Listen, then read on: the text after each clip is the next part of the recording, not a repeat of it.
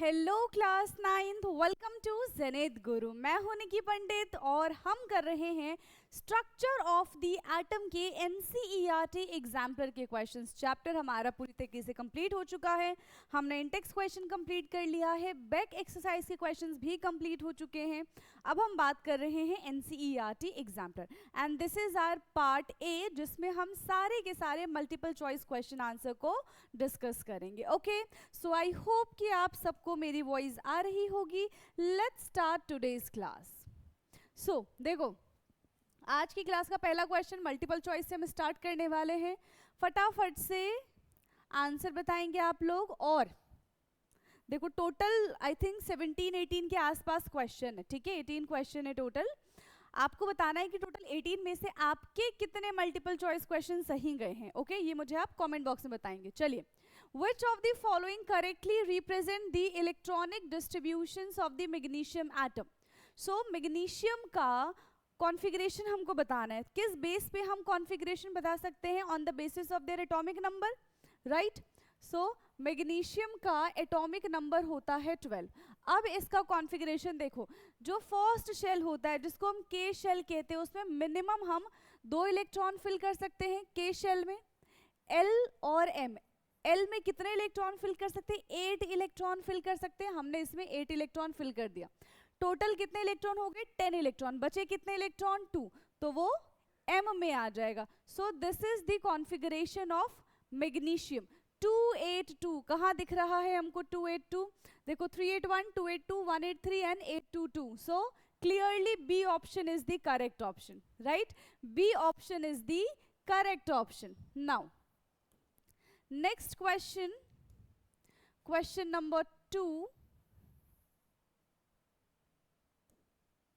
Question 2 is Rutherford alpha particle scattering experiment resulted into discovery of. Rutherford ने जो अपना alpha scattering particles वाला जो एक्सपेरिमेंट किया था, उससे उन्होंने क्या चीज़ फाइंड आउट की थी? देखो, उनका जो एक्सपेरिमेंट है काफ़ी सारे कंक्लूजन, ऑब्जर्वेशन, ठीक है, और ये सारी चीज़ें उन्होंने भी बताई थी। बट अल्टीमेटली उन्होंने एक चीज़ हमको क्या बताई कि एटम के सेंटर पे एक हैवी मास होता है जो पूरे एटम के मास को कॉन्स्टिट्यूट कर रहा है, ठीक है, अपने अंदर। And that centre is known as nucleus. उस सेंटर को क्या कहते हैं हम? न्यूक्लियस कहते हैं। So discovery of electron, proton, nucleus in the atom and the atomic mass. So Rutherford ने हमें न्यूक्लियस ऑफ द एटम के बारे में बताया था, ठीक है, अपना एक्सपेरिमेंट करके, right. So this is question number 2। Now question 3 read करिए। क्वेश्चन नंबर 3 क्या है? Question 3 is the number of electron in an element x is 15। ठीक है, हमारे पास कोई एक x एलिमेंट है जिसके पास नंबर ऑफ इलेक्ट्रॉन जो है वो है 15 and number of neutron is 16। Neutron इसके पास है 16। विच of the following is the correct representation of the element? अब इसका करेक्ट रिप्रेजेंटेशन क्या होगा ये बताइए। तो हम क्या करते हैं, ये x है, यहाँ पे हम लिखते हैं एटॉमिक नंबर और यहाँ पे हम लिखते हैं उसका मास, ठीक है। एटॉमिक नंबर एंड हम क्या रिप्रेजेंट करते हैं? मास को रिप्रेजेंट करते हैं। यस और नो? ठीक है, तो मास क्या हो जाएगा? यहाँ पे कितने हमारे पास प्रोटॉन है प्लस कितने हमारे पास इलेक्ट्रॉन है? यस, इससे हम मास कैलकुलेट कर पाएंगे, यही होगा?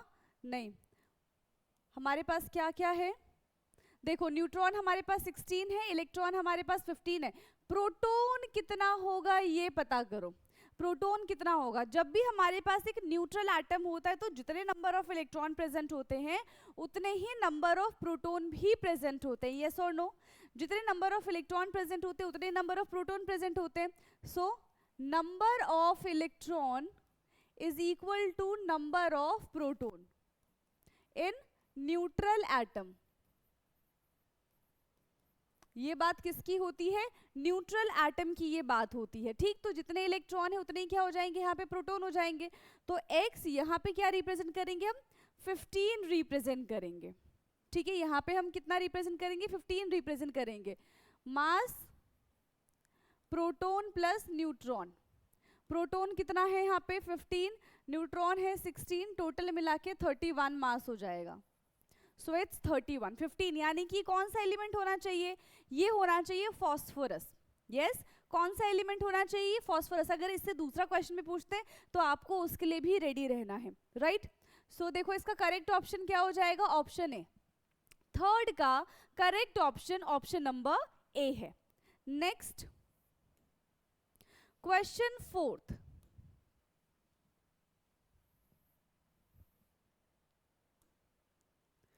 Question fourth is Dalton's atomic theory successfully explain. Dalton atomic theory ने successfully हमें क्या explain किया, law of conservation of mass, law of constant composition, law of radioactivity, law of multiple proportion. किसके बारे में बताया था, देखो जो डाल्टन है उन्होंने काफ़ी सारी थ्योरी को मिक्स करके, काफ़ी सारे अलग अलग साइंटिस्ट की थ्योरी को लेके अपना एक पूरा डाल्टन एटॉमिक थ्योरी का फॉर्मेशन किया था, राइट. जिसमें कंजर्वेशन ऑफ मास के बारे में भी था कि एटम के नीदर भी क्रिएटेड नॉर भी डिस्ट्रॉयड, है ना, इसके बारे में था. दूसरा उन्होंने कांस्टेंट प्रोपोर्शन के बारे में भी हमको बताया था. यस, कि कोई भी मॉलिक्यूल अगर बन रहा है तो वो क्या बनेगा, एक फिक्स प्रोपोर्शन में बनेगा, है ना. और क्या बातें बताई थी उन्होंने, मल्टीपल प्रोपोर्शन के बारे में बताया था. बेसिकली उन्होंने रेशियो के बारे में बताया था. तो जहाँ पे भी रेशियो की बात आती है वहाँ पे constant composition and multiple proportion दोनों ही चीज आएंगी, राइट. सो यहाँ पे क्या हो जाएगा, देखो लॉ ऑफ रेडियो एक्टिविटी ऐसा हमने ऐसा कुछ एनसीईआरटी में भी पढ़ा नहीं है कि डाल्टन ने ऐसा कुछ हमको बताया हो, राइट. तो ये तो नहीं है. बाकी हाँ भाई ये तीनों तो हमने पढ़ा है और डाल्टन के थ्योरी में ही पढ़ा है, मतलब डाल्टन ने तीनों चीजें बताई हैं, right. First second and fourth कहाँ दिख रहा है हमें, first second and fourth, first second third, first third fourth, first third fourth, अच्छा second third fourth, first second fourth. Yes, fourth का डी ऑप्शन करेक्ट हो जाएगा, first second and fourth. Clear. Next question number 5. Next है हमारा question number 5.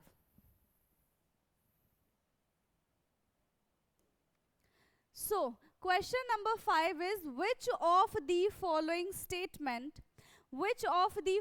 statement about Rutherford model of an atom are correct? Okay, Rutherford model of an atom के लिए कौन सी चीज यहाँ पे correct है ये हमको बताना है.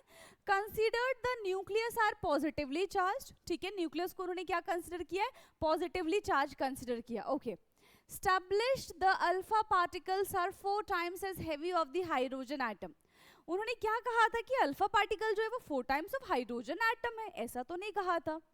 ये तो बात गलत है ना. ठीक है, डबल ऑफ हीलियम था I think. Can be compare to the solar system. Yes, उन्होंने अपने मॉडल को पूरे सोलर सिस्टम से कंपेयर किया था. उन्होंने कहा था कि जैसे सन के आसपास सारे के सारे जो प्लैनेट है वो रिवॉल्व होते हैं, वैसे न्यूक्लियस के पास इलेक्ट्रॉन्स जो है वो रिवॉल्व होते हैं. हालांकि जब उनसे क्वेश्चन पूछा गया कि वहां पे तो कोई फोर्स काम कर रही है बट यहाँ पे कौन सी फोर्स काम कर रही है, तो वो इस बारे में नहीं बता पाए थे. ठीक है, तो ये इनके ड्रॉबैक में भी आता है, बट इन्होंने ये बात कही थी. ठीक है. Was in agreement with Thompson model. क्या वो थॉमसन मॉडल से एग्री करते थे? बिल्कुल भी नहीं. वो थॉमसन मॉडल से क्यों एग्री करेंगे? यस, वो थॉमसन मॉडल से क्यों एग्री करेंगे? नहीं किया था उन्होंने थॉमसन मॉडल से एग्री. तो देखो यहाँ पे कौन सा हमें करेक्ट लग रहा है, फर्स्ट एंड थर्ड. यस, यहाँ पे कौन सा हमें करेक्ट लग रहा है, first and third. First and third यानी कि फर्स्ट एंड थर्ड. देखो इसका फिफ्थ का ऑप्शन ए हमारा करेक्ट है, राइट. फिफ्थ का option A is correct. Now question number 6. Question number 6. So question 6 is which of the following are true for an element. ठीक है, कौन सा इसमें से एलिमेंट के लिए एकदम सच्ची सच्ची बातें हैं ये हमको बताना है, right. So atomic number is equal to number of proton plus number of electron. Mass number is equal to number of proton plus number of neutron. Atomic mass is equal to number of proton is equal to number of neutron. Atomic number is equal to number of proton is equal to number of electron. कौन सी बातें इसमें सही हैं? देखो जो atomic mass होता है, अभी हमने थोड़ी देर पहले एटॉमिक मास निकाला ना. एटॉमिक मास कैसे निकलता है? एटॉमिक मास निकलता है प्रोटॉन प्लस न्यूट्रॉन से, ये पॉजिटिव है, प्रोटॉन प्लस न्यूट्रॉन से, यानी कि सेकेंड वाली जो बात है इनकी वो तो एकदम करेक्ट है, ठीक है, सेकेंड वाली जो बात है इनकी वो कैसी है, एकदम करेक्ट है, राइट। नाउ थर्ड वाला देखो, atomic mass is equal to proton plus neutron, no, atomic number is equal to proton and electron, yes, जितना एटॉमिक नंबर है, ठीक है, अगर न्यूट्रल एटम है हमारे पास तो उतने ही प्रोटॉन होंगे और उतने ही न्यूट्रॉन भी होंगे, हम ये इलेक्ट्रॉन भी होंगे हमारे पास, प्रोटॉन एंड इलेक्ट्रॉन सेम होंगे, ठीक है, अगर हमारे पास एक न्यूट्रल एटम प्रेजेंट है तो। सो फोर्थ ऑप्शन भी इसका करेक्ट है, देखते हैं, फर्स्ट एंड सेकेंड ये नहीं होगा, फर्स्ट एंड थर्ड ये भी नहीं है, second and third no, second and fourth yes, so sixth का ऑप्शन डी करेक्ट है, that is second and fourth, clear. Next question, question number 7th,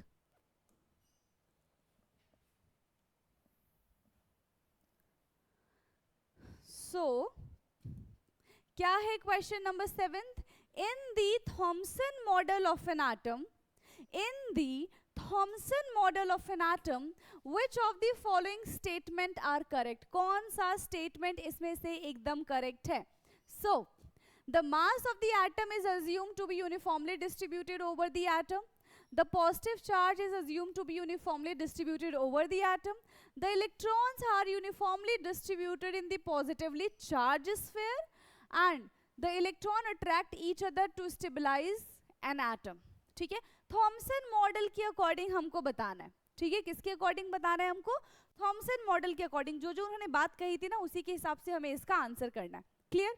तो देखो पहला स्टेटमेंट दोबारा से पढ़ो, क्या कह रहे थे, mass of an atom is assume to be uniform distributed over an atom, जो एटम है, एटम का मास इक्वली हर जगह क्या है, डिस्ट्रीब्यूटेड है, ऐसा थॉमसन ने कहा था क्या, हाँ ऐसा तो कुछ कहा था उन्होंने, ठीक है, ऐसा तो कुछ कहा था उन्होंने, okay. The positive charge is assumed to be uniformly distributed over an atom. उन्होंने क्या कहा था कि एक वाटरमेलन ले लो, उसमें जितना भी रेडिश पार्ट है दैट इज द प्रोटॉन, तो उसका क्या मतलब है कि पॉजिटिव चार्ज हर जगह फैला हुआ है ना, पॉजिटिव चार्ज का बिजनेस बहुत फैला हुआ है यहाँ पे, ठीक है, तो ऐसी बात उन्होंने कही थी, ये भी करेक्ट है। चलो ठीक है, थर्ड वाला देख लेते हैं, and electrons are uniformly distributed in positively charge sphere, yes, electron जो है वो पॉजिटिवली चार्ज स्फीयर के बीच बीच में कहीं कहीं कहीं कहीं एम्बेडेड है, ठीक है, उनमें धसे हुए हैं, राइट, ये भी बात उन्होंने हमको बताई थी, ठीक है भाई। फोर्थ वाला देखो, the electron attract each other to stabilise the atom, ऐसा कुछ उन्होंने हमें स्टेबिलिटी ऑफ एटम के बारे में नहीं बताया था, ठीक है, इलेक्ट्रिकली न्यूट्रल के बारे में हमको बताया था कि एटम इज इलेक्ट्रिकली न्यूट्रल, ठीक है, बट उन्होंने स्टेबिलिटी के बारे में कोई बात नहीं कही थी, इवन स्टेबिलिटी के बारे में तो बात रदरफोर्ड ने भी नहीं की थी, ठीक है, सो ये बात गलत है, यानी कि first second and third option इसका करेक्ट हो जाएगा, ठीक है, फर्स्ट सेकेंड एंड थर्ड, यानी कि सेवेंथ का ए ऑप्शन एकदम करेक्ट है, क्लियर, सेवेंथ का ए ऑप्शन एकदम करेक्ट है। Next question, 8th question,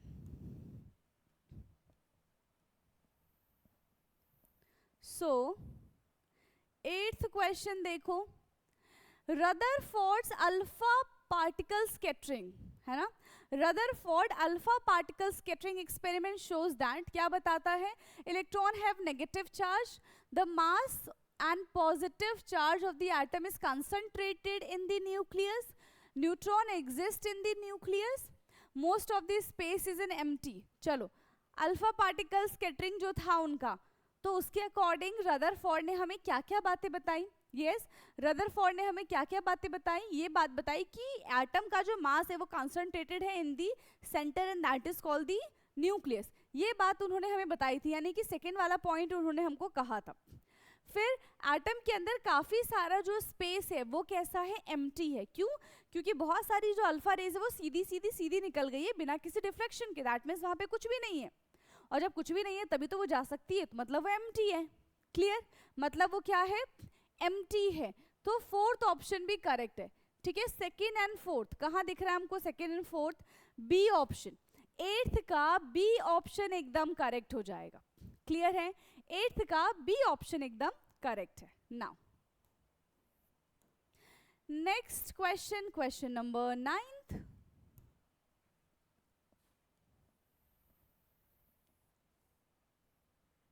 so Question number 9 is the ion of an element has 3 positive charge. जो भी हमारे पास आयन है उसके पास कितना पॉजिटिव चार्ज है? 3 पॉजिटिव चार्ज है, मतलब 3 इलेक्ट्रॉन उसमें से निकल चुके हैं. Mass number of an atom is 27 and the number of neutron is 14. What is the number of electron in an atom? Easy, right? देखो x कोई है, ये कैसा है? 3 पॉजिटिव है. ठीक है, x कोई है, ये कैसा है? 3 पॉजिटिव है. ओके, अब the mass number of an atom is 27. Mass number जो है वो कितना है? 27 है.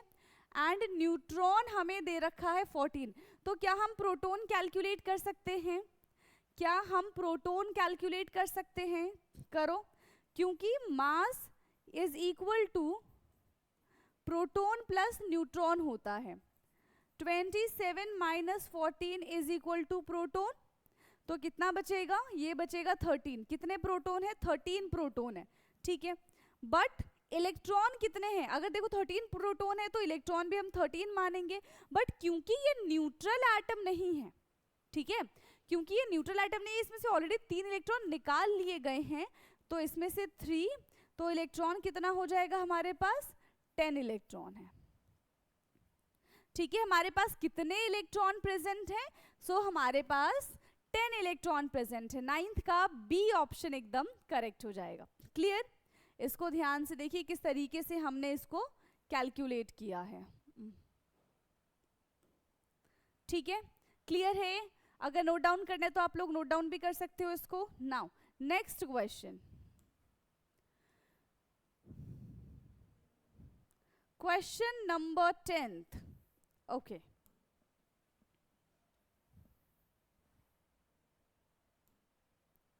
सो क्वेश्चन 10th इज, करिए रीड. क्वेश्चन नंबर 10th क्या है?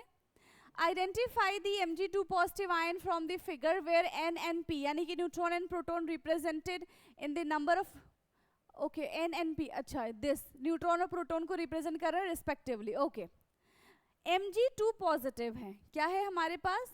Mg2 पॉजिटिव, यानी कि इसके पास टोटल 10 इलेक्ट्रॉन्स प्रेजेंट है. 2 इलेक्ट्रॉन्स ऑलरेडी निकल गए.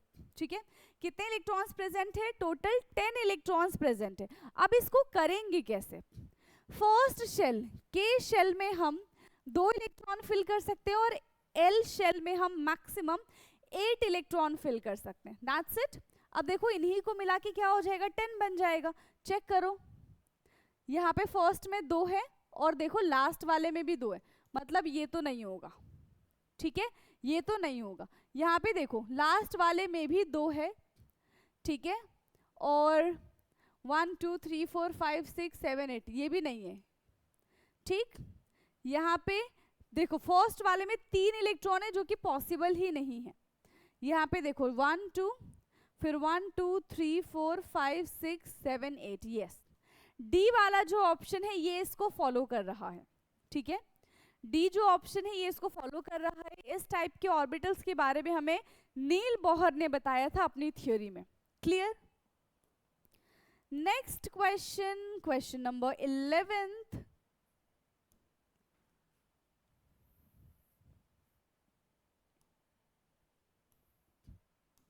Okay, so question number 11th is, in a sample of ethyl ethanoate, ठीक है, in a sample of ethyl ethanoate CH3COO-C2H5, the 2 oxygen atom have the same number of electrons but different number of neutrons. ठीक है, इनके पास क्या है?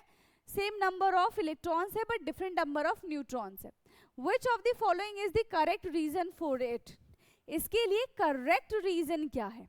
ठीक, so one of the oxygen atom has gained electron, one of the oxygen atom has gained 2 neutron, the 2 oxygen atoms are isotopes, the 2 oxygen atoms are the isobar. तो देखो ये ऑप्शन तो नहीं है दोनों.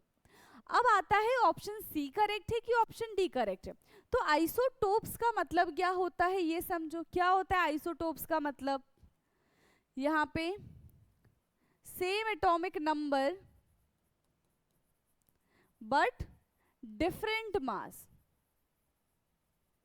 But different mass. Same atomic number होता है but different mass होता है, क्यों? क्योंकि इनके पास जो न्यूट्रॉन है वो अलग होते हैं। आइसोबार में क्या होता है, इसका जस्ट ऑपोजिट होता है, elements have same atomic mass, elements have same atomic mass, right. But जो क्वेश्चन हमसे पूछा था उसके अकॉर्डिंग इसका आंसर क्या हो जाएगा, 11th का सी ऑप्शन एकदम करेक्ट हो जाएगा, ठीक है। 11th का सी ऑप्शन एकदम करेक्ट है। Next question, question number 12th।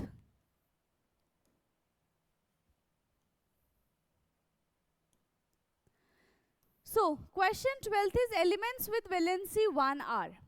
ऐसे एलिमेंट्स जिनकी वैलेंसी 1 होती है वो किस टाइप के एलिमेंट्स होते हैं? वो मेटल होते हैं, मेटलॉइड्स होते हैं, इधर मेटल और non metal, always non metal. Yes, elements with have valency 1 तो क्या होंगे?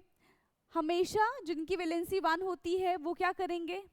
यस, जिनकी वैलेंसी 1 होती है वो कैसे होंगे? मेटल होंगे कि नॉन मेटल होंगे? ये बताओ। देखो यहाँ पे इधर मेटल और नॉन मेटल ये हो सकता है क्या? क्वेश्चन नंबर 12, क्योंकि देखो सोडियम है और यहाँ पे क्लोरीन ले लो, ठीक है। सोडियम ले लो और क्लोरीन ले लो। सोडियम का कॉन्फ़िगरेशन 2,8,1 होता है, जबकि इसका कॉन्फ़िगरेशन 2,8,7 होता है। इसको एक इलेक्ट्रॉन के पास ज़्यादा है तो ये डोनेट करेगा, तो इसकी वैलेंसी 1 है, और ये एक इलेक्ट्रॉन एक्सेप्ट कर लेगा तो इसकी भी वैलेंसी 1 है। तो यहाँ पे एक तो मेटल है एक नॉन मेटल है, मतलब जिनकी वैलेंसी 1 होती है वो मेटल और नॉन मेटल कुछ भी हो सकते हैं, ठीक है। इधर मेटल और अ नॉन मेटल, इन दोनों में से कुछ भी हो सकता है, ठीक है। Next question, question number 13। Next question is question number 13। क्या है? The first model of an atom was given by. सबसे पहला मॉडल किसने दिया था? यस, ये बताइए, बिल्कुल एक सीक्वेंस से बताना। सबसे पहला मॉडल किसने दिया था? So Neil Bohr, E Goldstein, Rutherford and J Thomson. तो सबसे पहला मॉडल दिया गया था जे थॉमसन के द्वारा, ठीक है। एटम की अगर डिस्कवरी की बात करें तो सबसे पहले आए थे जे थॉमसन, फिर आए हैं ई गोल्डस्टीन, फिर आए रदरफोर्ड एंड फिर है नील बोहर, ठीक है। फिर कौन है? फिर है नील बोहर। क्लियर? तो ये इस तरीके से हम इनको अरेंज कर सकते हैं। Clear? So the first model of an atom was given by the J Thomson. Next question number 14th। Okay, question number 14th। So, an atom with 3 proton and 4 neutron will have a valency। एक atom है जिसके पास क्या present है? 3 proton present है, 4 neutron present है। Yes, 3 proton present है, 4 neutron present है, and will have a valency of. उसकी वैलेंसी क्या होगी? देखो, प्रोटॉन यहाँ पे 3 है, न्यूट्रॉन यहाँ पे 4 है, मतलब मास हो जाएगा यहाँ पे इसका 7, है ना। मास कितना हो गया यहाँ पे इसका? 7 हो गया। और एटॉमिक नंबर कितना है इसका? प्रोटॉन अगर 3 है तो एटॉमिक नंबर भी 3 है, और अगर इसका एटॉमिक नंबर 3 है दैट मीन्स ये लिथियम है, और अगर ये लिथियम है तो इसका कॉन्फ़िगरेशन हो जाएगा 2,1, और 2,1 अगर इसका कॉन्फ़िगरेशन तो इसकी वैलेंसी कितनी हो जाएगी? कितनी हो जाएगी इसकी वैलेंसी? इसकी वैलेंसी हो जाएगी 1। सिंपल। कितनी हो जाएगी इसकी वैलेंसी? इसकी वैलेंसी हो जाएगी 1। सो 14th का सी ऑप्शन एकदम करेक्ट है। Now question 15th। Question 15th क्या है? Question 15th, the electron distributions in an aluminium atom is. Aluminium का हमें इलेक्ट्रॉन डिस्ट्रीब्यूशन बताना है, तो एल्यूमिनियम कितने नंबर पे आता है? 13 नंबर पे आता है, ठीक है। एल्यूमिनियम जो है वो आता है 13 नंबर पे, KLm, सो 283, और इसकी वैलेंसी भी कितनी हो जाएगी? 3 ही रहेगी, 283। देखो 15th का ऑप्शन ए एकदम करेक्ट है, दैट इज 283। आपको मिनिमम 20 तक लर्न होने चाहिए, मैक्सिमम आप पूरे भी कर सकते हो, वो आपके ऊपर डिपेंड करता है, बट मिनिमम 20 तक तो होना ही चाहिए, ठीक है, कम से कम। चलिए now next question, question number 16th।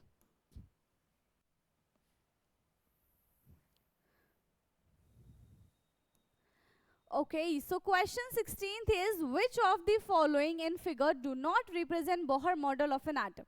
कौन इसमें से Bohr model of an atom को represent नहीं करता है, ये बताओ। देखो फर्स्ट वाला 2 1 2 3 4, ओके 1 2 3 4, देखो इसके तो वैलेंस शेल में चाहिए स्टार्टिंग के जो हमारे पास के शेल होता है उसमें 4 इलेक्ट्रॉन है जो कि पॉसिबल ही नहीं है, ठीक है, कितने इलेक्ट्रॉन है, 4 इलेक्ट्रॉन है जो कि पॉसिबल ही नहीं है। यहाँ पे 2 1 2 3 4 5 6 7 है ना, यही है 1 2 3 4 5 6 7, ओके। यहाँ पे 1 2 1 2 3 4 5 6 7 8 9, ये नहीं हो सकता, ठीक है, ये नहीं हो सकता है। और यहाँ पे वैलेंस शेल में कितने इलेक्ट्रॉन्स है, 1 2 3 4 5, तो बेसिकली वैलेंस शेल में 5 इलेक्ट्रॉन, तो हाँ ये पॉसिबल तो है, ठीक है, ये पॉसिबल तो है, ठीक है। फर्स्ट वाला यहाँ पे पॉसिबल नहीं है, ठीक है, ये सॉरी सेकंड वाला यहाँ पे पॉसिबल नहीं क्योंकि इनिशियल में कितने हैं, हाँ इनिशियल में कितने हैं, 3 इलेक्ट्रॉन है, ये पॉसिबल हो सकता है, ठीक है, कम भी इलेक्ट्रॉन हो सकते हैं ना, जरूरत थोड़ी कि तो टोटल 8 ही इलेक्ट्रॉन है, कम भी इलेक्ट्रॉन हो सकते हैं, ये भी पॉसिबल है। तो फर्स्ट एंड थर्ड पॉसिबल है but second and fourth possible नहीं है, ठीक है, फर्स्ट एंड थर्ड पॉसिबल है but second and fourth possible नहीं है। और क्वेश्चन में हमसे क्या पूछा है कि बता दो भाई कौन सा चीज पॉसिबल नहीं है, ठीक है, यही पूछा है हमसे क्वेश्चन, दोबारा से पढ़ो, कौन सी चीज पॉसिबल नहीं है, तो कौन सी चीज पॉसिबल नहीं है, सेकेंड एंड फोर्थ पॉसिबल नहीं है, clear, second and fourth possible नहीं है, तो 16 का हमारा आंसर हो जाएगा option number C, okay. Now next question is question number 17th. So 17th question is which of the following statement is always correct? कौन सा यहाँ पे statement हमेशा correct होता है, okay? So an atom has a equal number of electron and proton. एक atom के पास जितने इलेक्ट्रॉन होते हैं उतने ही प्रोटॉन होते हैं. An atom has equal number of electron and neutron. An atom has equal number of proton and neutron. An atom has equal number of electron, proton and neutron. Always correct, जो हमेशा हमेशा के लिए correct हो. देखो हो सकता है कि इसमें कभी कभी कोई चीज रिपीट हो जाती है कि ऐसा हाँ हो सकता है, बट सारे एलिमेंट्स के लिए वो वैलिड नहीं है, हर बार कंडीशंस बदलने पे ही वो वैलिड होते हैं. बट ऐसी कोई एक चीज जो हमेशा के लिए फिक्स हो वो क्या है, एटम जो है इक्वल होता है. ठीक है, एटम के अंदर जितने इलेक्ट्रॉन्स होते हैं, जितने इलेक्ट्रॉन्स होते हैं उतने ही प्रोटॉन्स होते हैं. एक न्यूट्रल एटम के अंदर ये फिक्स होता है, number of electron is equal to number of proton. Clear. So 17th का यहाँ पे ऑप्शन ए एकदम करेक्ट है. ठीक है, 17th का ऑप्शन ए एकदम करेक्ट है. नाउ नेक्स्ट है 18th and last question of today's class. आज की क्लास का हमारा लास्ट क्वेश्चन है, मल्टीपल चॉइस का भी लास्ट क्वेश्चन है. ओके, सो क्वेश्चन को रीड करिए. क्या है question? Atomic model have been improved over a year. Arrange the following atomic model in order of their chronological order. ठीक है, ये तो थोड़ी देर पहले बताया था ना, ऐसा ही सेम क्वेश्चन आया था जहाँ पे हमको बताना था कि सबसे पहले कौन से साइंटिस्ट आए थे जिन्होंने ये एटम के पार्टिकल्स की डिस्कवरी की थी, इन सब की डिस्कवरी की थी. तो हमने किसका नाम लिखा था, किसका नाम लिखा था हमने वहाँ पे? जे थॉमसन सर का नाम लिखा था. उसके बाद ई गोल्डस्टीन बताया था, उसके बाद रदरफोर्ड और उसके बाद नील बोहर आते हैं. यही 4 साइंटिस्ट के बारे में दिया गया आपकी बुक में. ठीक है, तो सबसे पहले तो देखो थॉमसन है, सबसे पहले थॉमसन है. ठीक है, फिर रदरफोर्ड है and then Bohr's atomic model है. क्लियर. तो